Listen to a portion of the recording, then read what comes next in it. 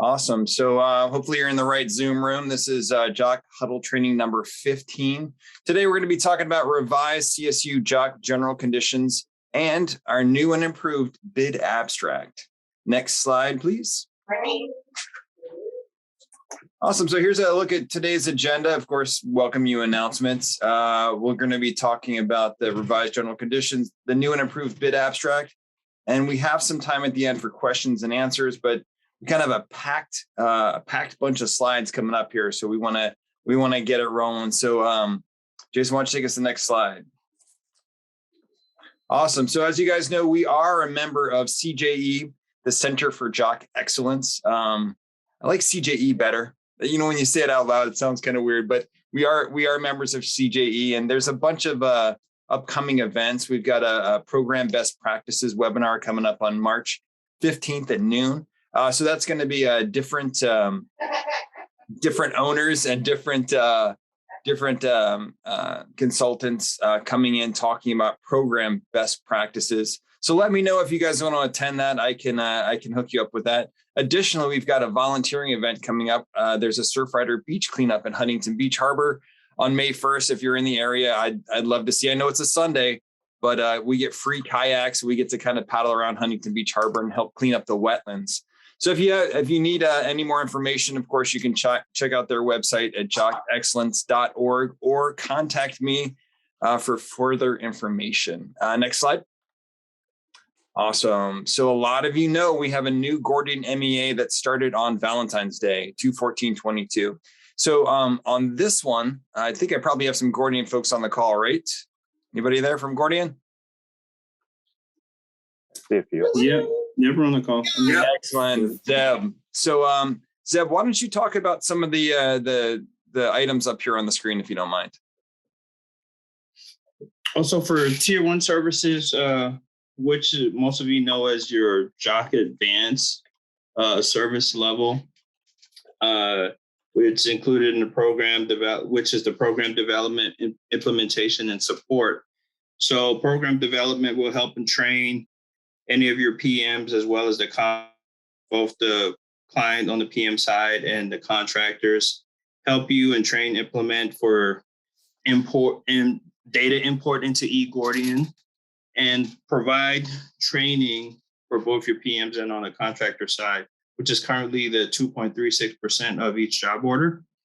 And for tier 2 services, upon request, Gordian will assist with the development of job orders. That's from project initiation all the way to MP to notice to proceed. So that's data input for the job orders. That's walking the jobs, doing your joint scope meetings, helping you refine your scope, your final and detailed scope of work, proposal review, and helping put together the packet for notice to proceed, and helping you put your packet together for your purchasing department. And that's the additional 3.05% for the job order development. So that's the 2.36 plus the 3.05. So anybody good at math? Can anybody figure that out quick? Anybody? That's 5.41. Thank you, Zeb. See, thank you. He's good at math too. And additionally, guys, we're Gordian's actually offered the net 20. So you get 20 business days from the NTP to pay, and you'll get an additional 0.2% off of that. So you could actually take it down to 2.34 if you were doing the tier 1 services. Right. Excellent. Thank you so much, Zeb. If you guys want to take us to Jason, if you want to take us to the next slide, please. Excellent. So if you're on this call, most likely you're already using JOC and the Gordian services. So I need you to fill out the campus participation agreement. Jason and I will be sending it out, but you can also it's also available at CSU BUY and on the CSU BUY and the CSU website. That's where all of our JOC contracts are. I will actually punch that in the chat here in a second. But yeah, please, if you're using Gordian services, we need to get that campus participation agreement from you. Next slide. Awesome. So 45 changes we made to the JOC General Conditions. I think this is why we're all here today. There's a lot of changes that we made. We did a lot of research. We've been working on it since probably the fall. Jason, is that about right? Right. just kind of going over, we were trying to listen to what campuses were stumbling with, and what at the chancellor's office, we couldn't quite understand what was happening with some of the stuff. And we did even talk to contractors about their expectations and what we expect from them. Next slide. So the first big change, so like I said, there were 45 changes. So there's big changes and there's small changes. We're just going to cover the big changes today. All the small changes are pretty self-explanatory, but if you ever have questions, please talk to Jason or I or both of us, and we can walk you through some of the minor changes that we made. But here's a big one for you. So we revised the section that addresses the small business preference. When you're calculating your bid abstract and awarding to your small cannot be displaced by a non-small. Got that? So no combo or incentives or preference shall allow a small business to be displaced by a non-small business. Next slide. So we did some extensive research about DVB, and we listened to campuses that were struggling to make sure that every project meets that DVB goal. Sometimes there are projects that are impossible to find DVB subcontractors. Recently, I talked to a campus that was trying to do a all Wi-Fi project, and we were having issues finding a DVBE. So what we've done is we've created a DVB exemption form to allow contractors to describe the who, what, where, when, and why the DVBE goal could not be achieved. Please note that the campus has the final call on this acceptance of the DVB exemption form. And don't forget that this does not relieve the contractor from meeting the overall promised DVBE percentage as noted in their contract. We award a lot of these contracts because, like a contractor will say, I can give you 6% DVBE. They get an incentive on that bid abstract. So we still want to make sure that they hit it at some point. But if there's an exception or an exemption that needs to be made, please fill out the form. And again, that's at the campus's discretion. You can talk to me or Jason if you need to be advised further. But what we're expecting is that this will help you meet your goals. Next slide, please. So here's a look at the DVB exception form, which will also be entered in the Gordian module. This is what CPDC has, but Gordian will have a module for this as well. It'll actually be part of their reporting. So this is for campuses to use at their own discretion. Please remember that this is to be used specifically for a project that cannot meet the DVB goal and is in the best interest of the campus. Remember, it has to be in your best interest. So if you're not making your DVB goal at your campus, keep in mind that if you use this, it's not going to help you out. This does not relieve the contractor from meeting their overall promised DVB percentage as noted in their contract. Next slide, please. So we've also noticed that campuses and contractors are not getting the full use of the system-wide contracts. So in section 3.02, the contract NTP and period, we're going to, sorry, I lost my place. We're going to be going forward on their 1-year agreement that starts on their first job order NTP or 6 months after the MEA. So basically, if we had a system-wide contract that started today, it's not going to be activated until Bakersfield or Sonoma actually initiates that first job order. That's when the actual MEA would start, or 6 months in. So if they haven't been used for 6 months, it'll start already. You can see from some of the examples below that like a JOC mechanical contract between campus and contractor executed on 2/25/22. The first job order proposal on that contract is anticipated for 6/4/22. The NTP for that contract issued on 6/3. The contract is effective for 1 year from 6/3/22. Awesome. Next slide, please. So we've tightened up the initiating job order sections, and this is just kind of a quick minor thing that we did. So the campus is required to draft and issue the RFP and detailed scope of work. The campus is required to do it. We found on some projects that the contractor was actually doing the RFP and the detailed scope of work. That's kind of like the wolf watching the hen house, and we kind of want to make sure that campuses know exactly what's going on. As Zeb explained to you earlier, you can talk to Gordian about writing up a detailed scope of work for you if you can't do that, or you can always consult with Jason and I if you need help with that detailed scope of work. But it's imperative that the campus write up their own paperwork. The contractor must submit a proposal 14 days after issuance of the RFP. this is critical. So a lot of these times, like if it's an immediate response project or we need action moving forward, job order contracts really are only supposed to take 30 days from that first job walk. 30 days after, you really should be starting work. So this kind of pushes the contractor into submitting that proposal. Of course, if it's a complicated project and the contractor needs extra time to find a subcontractor or materials, they can request more time.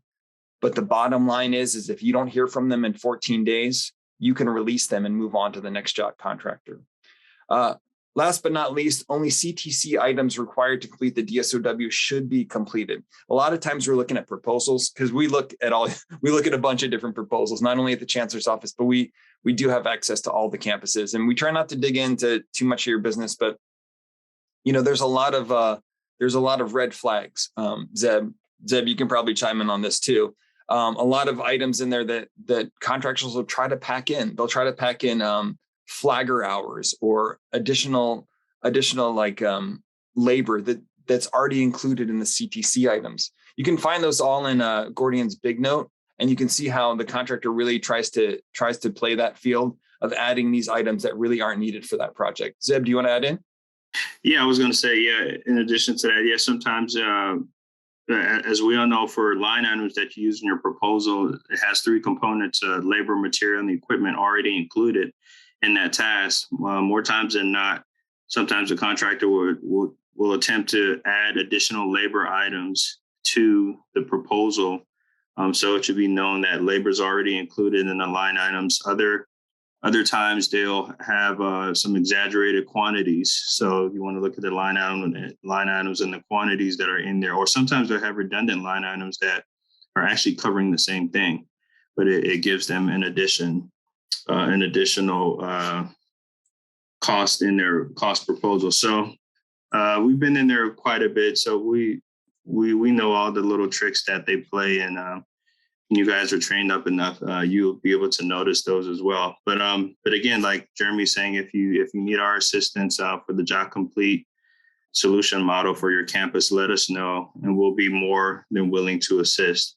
Now, Jeremy, just for clarification, that form that we had in the early slide talking about having the campuses sign up and send that back to you, is their JOC Complete services are not executed unless they sign that and return it to you, or in the blanket agreement and the Omni agreement being executed, are they already available for it? Or is that form, I guess what I'm getting at, is that form a request for them to, does it imply that they want to use the service, or is just that implies their participation on that whole new agreement, right? Okay. That if, like I said, if you want to keep being involved, they did it on the previous Gordian contract. Okay. But all of these are actually returned to their contracts and their procurement departments.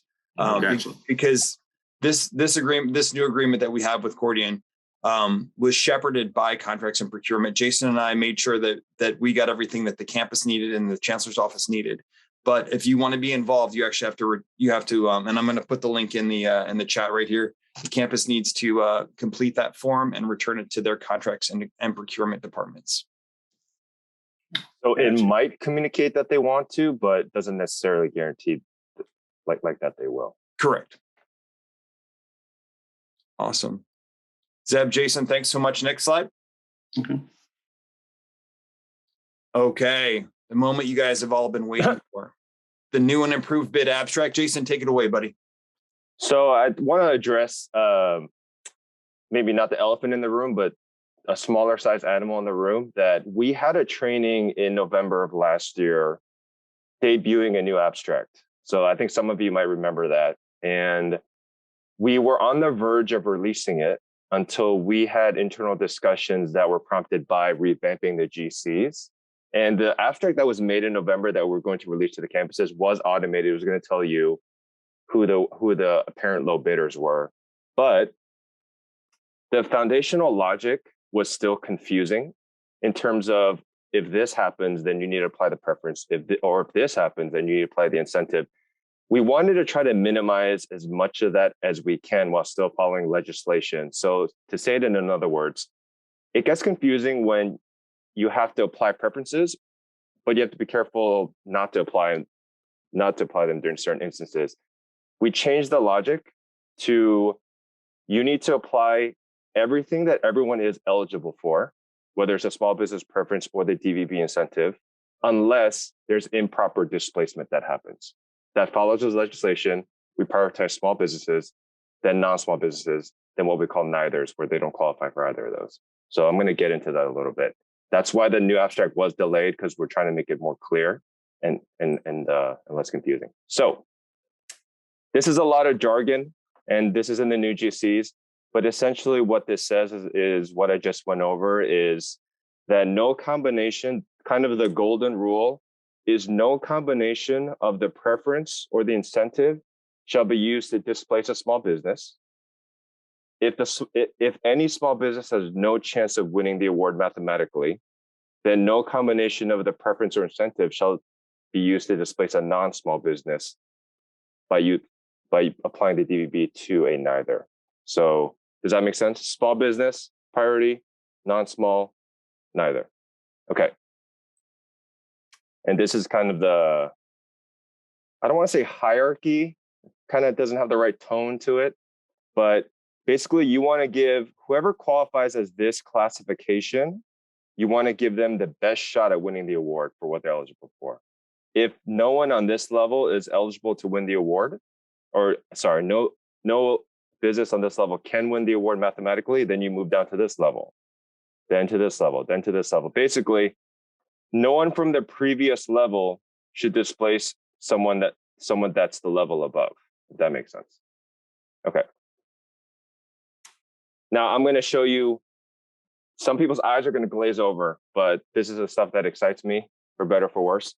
So the old GCs, which is technically the current GCs until we release the new ones, the old GCs said, look, if the small, what is this mouse doing? Okay. If the small business is already the lowest apparent bidder, and it says that in our abstract and it says that in our GCs currently, which I'm referring to as the old one, do not apply the small business preference.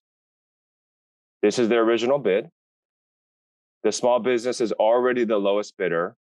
We're not applying the small business preference to anyone. These are the final bids. Now, the problem with this is that someone that doesn't understand this well, which is already a confusing topic, company B might say, what the heck? I'm eligible for the small business preference. Why was it not applied?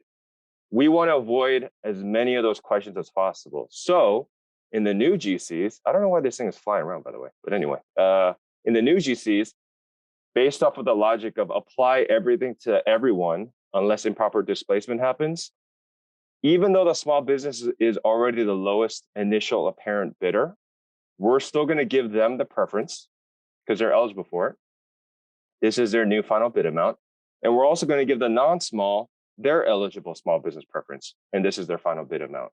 There's no improper displacement that happens. Therefore, both of them can be applied to both companies. Make sense? Okay. One more example. So the other thing that the GCs say is that if the small business is the old GCs say that if the small business is already the initial lowest bidder, do not apply the small business preference to anyone, which we just went over, and move on to the DVBEs, which is what happens here. So even though they were technically eligible for 80K total worth of preference and incentive, we only applied the 30 to them. Again, whoops, actually, this is wrong. Oh no, this is right. If I were any of these companies, company B or C, I need to see my preferences and incentives applied to the maximum degree, or else I'm going to have issues with that. And you're going to have to explain, well, it's because this and this and that. No more. In the new GCs, all three companies are eligible for the small business preference. Oops. Oh, no, sorry. I should have fixed that. That's wrong. This company is eligible for the small business preference. Everyone gets everything applied in this scenario. That's my bad. Sorry about that. Moving on. Whoops.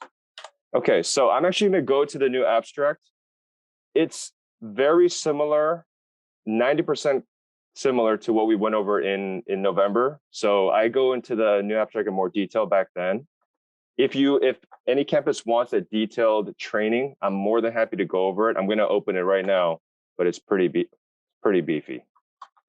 So I think, Jason, that's probably what we will do eventually is we'll make a just like a quick, it won't be a huddle, but we'll just do like a quick 5-minute training video, and we can just put it up on our CPDC training site. I'll put that into the chat as well. We've got a video with all sorts of, and not just JOC training, but all different construction management training for campuses. So I'll throw that in the chat right now. Okay, sounds good. I'm going to go over this very quickly. Green is input. Red tells you the results. Cool? Cool. Okay.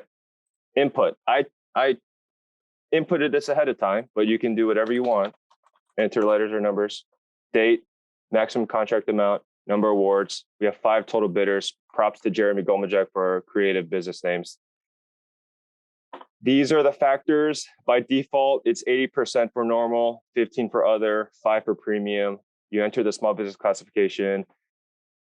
You enter the total DV participation. Even that little detail, we want to get rid of the ambiguity. So it's like, hey, I'm eligible for 5. I said I would commit to 5 total percent of DVBE. Why does it only say 2?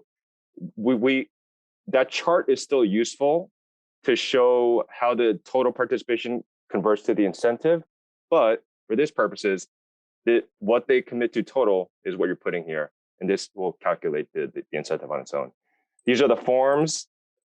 This has to be all, assuming that they're a small business, all these have to be filled out, check this off, yada, yada, yada. And we scroll down to here, and this tells us who is the apparent lowest bidder. That's the key phrase. You don't want to, I would not recommend saying this is the award winner immediately. Who is the apparent lowest bidder, their classification, and the reason why they became the apparent lowest bidder. Now, if you want to see this change in live action, so right now, Stark is number 1, which makes sense because he's very good at business. I'm going to put an insanely high factor here, which puts Stark out of the running. So I'm going to put 1.8. Now that's going to shoot their, and I'll go down to these detail a little bit, but not too heavy. But by doing that moves Stark all the way to the bottom, and now Hulk is the number 1. If I want to get rid of, if I put a crazy factor for Hulk, then now Galactic Empire is the lowest bidder, and these are the reasons why. Now let me go back to, and I'll just show you award number 1, and the logic applies to 2 to 4 as well, where nothing on these tabs, it's going to be locked, first of all, but you will not be able to touch anything here, and you don't need to. All the information here is pulled directly from this. This is the only tab that you want to worry about, input and output. And then you can see kind of the drill down of the incentives and the preference and their total score. And if you have more than 10 bidders, you can open this up. It looks cleaner without doing that. Now, this is the section where it gets down to the nitty-gritty math. And it shows you, it works through the progression of what I explained with the priority of the GCs and legislation. Let's give small businesses a chance. Let's give non-smalls a chance. And let's move on to the DVBs, et cetera, et cetera. This should be enough reason and explanation as to who was the apparent lowest bidder. However, if you have an especially curious contractor or staff, and it's like, well, tell me more why exactly, then you can drill down to these questions, which again are automated based on what the factors and lowest bidders are. And it'll tell you, were small businesses able to do it? If not, then why were non-smalls able to or not able to win the award, then neithers, and then et cetera, et cetera. And this is the same for all 4. And then we have a legislation tab where anyone's like, well, show me the law of why it's like that. Oh, I'll show you the law. It's the last tab, and go ahead. Jason, thanks so much for adding that legislation tab. I've actually had to defend a few of our bid abstracts before because contractors come back. Well, why didn't I win? How come I didn't win? Well, it was because of this, this, and this. And this is the hope that you'll be able to take this information once you've awarded, and you can find out, look, they didn't win because of this. This is why you didn't win. So, yes, just a few final thoughts. Let me go back to the PowerPoint presentation. Perfect. Hey, Jason, can I say something real quick? Yeah. Thanks. Input 3, those documents post bid from the successful contractors, if we can have those, or at least assist you with that process to train, depending on the relationship, and how we're functioning, especially some of those documents like the DBBE certificates from the prime contractor, we need to enter those certificates in order for certain reports, such as a subcontractor listing reports, to display the percentages properly. So if we can be sure to transfer those documents to Gordian or to your files to upload to cloud. If there's any questions on that, just reach out. Cool. Thanks, Larry. All I got. Okay. And thanks, Larry. Just a few final thoughts on the abstract. One is that just remember that whatever their initial amount is, that's the amount that they get for the award. It's not these final numbers. So just don't be confused by that. And what was the other thing I was going to say? Yes, this will be released in the next few weeks, guaranteed. I think, based on the raucous applause and standing ovations in the room, that this is a good thing that we tried to do, and it was worthwhile delaying the automated one, because as you can see, this clears up as much ambiguity without breaking any laws or anything. And again, first place was never in question, whether it's the old GCs, the new GCs. That was never the issue. That's been crystal clear. The problem is we just want to make places 2 and below as clear as first place, so that there's no issues with protests or bids or anything. So that's it for me. Jason, thanks for all your hard work on that. It's actually kind of funny. If you want to go to the next slide, Jason actually knows it so well, because that was part of his interview. Almost a year ago, Jason was to actually go over the bid abstract. And he's like, there's a couple of things here that are kind of goofy. And I'm like, well, if you get hired, maybe you can fix them. And he's taken upon himself to really just lay into that Excel sheet and make some awesome formulas that I'm not quite sure I knew everything that you were doing. A couple of them I could follow, but I really appreciate your hard work, and you've really shined on this one, Jason. Thank you. Yeah, no worries. So to add to that, well, actually not to your story. Actually, I will add to your story. They gave me 48 hours to fix this abstract before I got hired. Like, what kind of psycho people give that to prospective employees?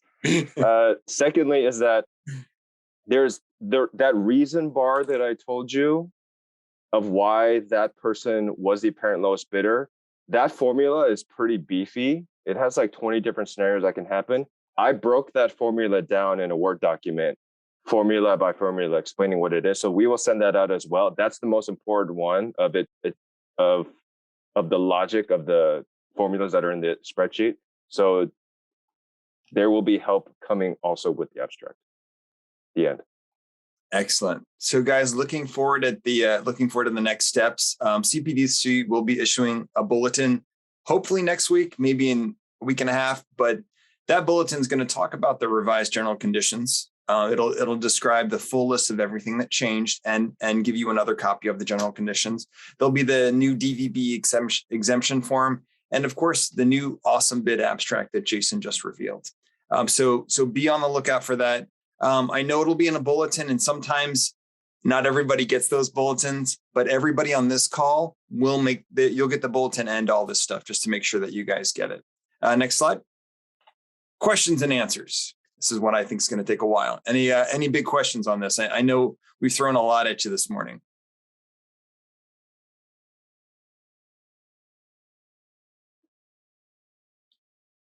So from Michael, please clarify for the campus participation agreement, does it need to be updated for existing JOC agreements, or will it be effective for the next time campus JOC is advertised in any bid? So it's Great question. That's a great question. So it's actually right now, because the new Gordian contract started on 2/14/22. So the sooner you can sign that and get it over to your contracts and procurement, they'll give it to the Chancellor's Office contracts and procurement. It's a pretty easy form to fill out. I think there's like one correction on there, but you can see where to make the correction and then just submit it to your contracts and procurement department. Is that it, Michael? Did I get it?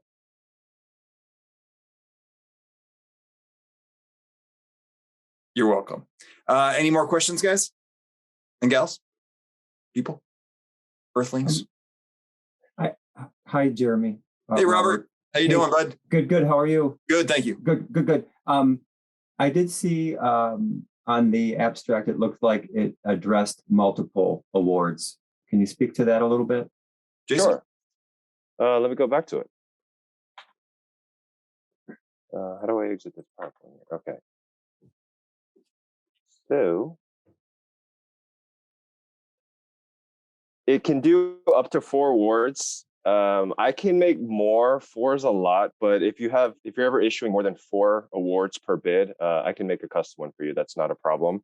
But basically, this number will determine how many outputs that you have. So if I put 1 award, then the rest of these are going to shut down. If I put 2, these are shut down. And also, I'm glad you asked that, because every award is treated as a new math calculation. So the lowest bid is used as the basis for the small business and DVB incentive. The lowest bid used for this award might not necessarily be used for award number 2, and et cetera, et cetera. So each award is treated as kind of its own.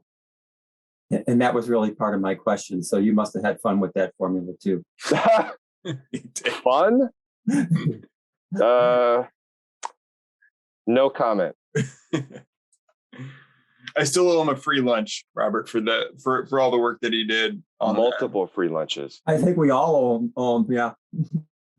But guys, give it a whirl and see how it goes. Carlos, the campus participation is required regardless if using other service tiers. Yes.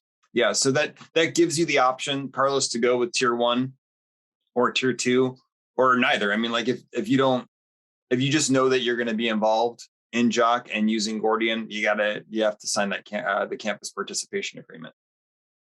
You're welcome. And we Carlos, are aware of. Hold on. Carlos, my daughter made it into Cal State Northridge, so I'll be seeing you soon. We're going to be doing tours, and I'm really excited about her getting into Northridge. So, All right. I know. Although the other campuses are like, hey, what about us? They're great. Yeah, I know. She is a new Matador. She really wanted it, you guys. I tried to get in some of the other campuses, but that's what she really wanted. So she got it. And sorry, we are aware of issues with other abstracts for other delivery methods. Those are also on our list. Yeah, and we will be getting to those very soon. So Jason, if you want to jump back to the slides, I think we're good on questions and answers, unless anybody's got any burning desires out there. I had one question, Jeremy. Do you foresee campuses switching their services from tier 1 to tier 2, or doing the tier 2 as a job order basis? That's up to them. It's up to them. Okay. Per our agreement, we only did the tier 1 and tier 2 services, but that's on a campus by campus basis. We can talk more about that individually if campuses want to talk to you, Zeb and myself about it. But it's a great way to get if you're busy, I guess, right? If the campus is busy and they need help just really getting projects started, Gordian is there to help. So.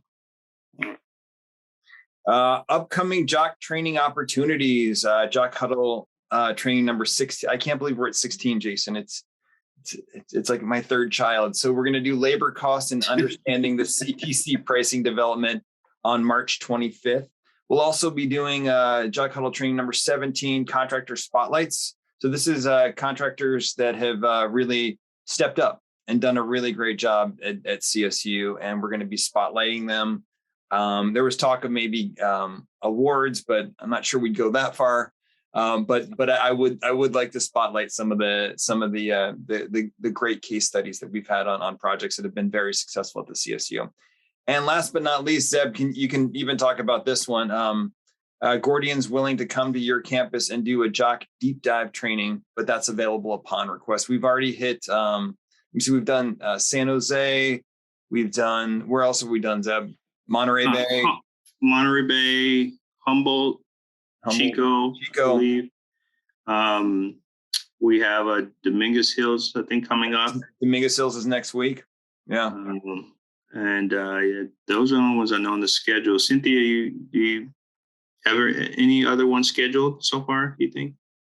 I know Dominguez Hills is coming up. Yeah, I don't know what we have after that, but yes, if you request it, yeah, we'll schedule it and we'll get a team out there and come to your campus and, let us know who the audience is. If you want a higher level overview of the program and if you want some specific training for your PMs, either or, we can supply that. So let us know if you want to go either contact myself or Jeremy. Yep. And we will get it on the calendar.